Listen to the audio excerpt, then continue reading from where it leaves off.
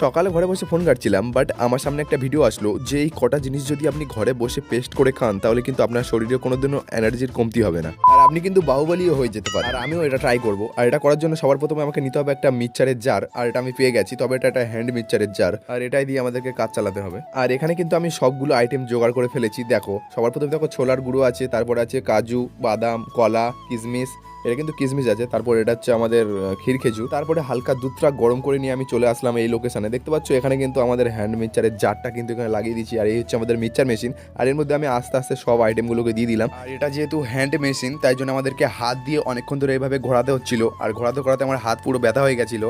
তারপর এটাকে নিয়ে আমি বাড়ি চলে এসেছিলাম। আসার পরে আমি গ্লাসে করে হালকা করে ঢাললাম। তারপর দেখতে পাচ্ছ যে ভাই সত্যি বলতে হেভি লাগছিল জিনিসটা। তারপর একে দিলাম ট্রাই করার জন্য, বাট এ খাওয়ার পরে বললো যে একটু ভালো লাগেনি। তারপরে আমার বোনকে গিয়ে দিলাম, কিন্তু দুজনারই সেম রিয়াকশান ছিল। তারপরে আমি ট্রাই করলাম, করার পরে ভাই সত্যি বলতে ভালোই লেগেছিল আমার।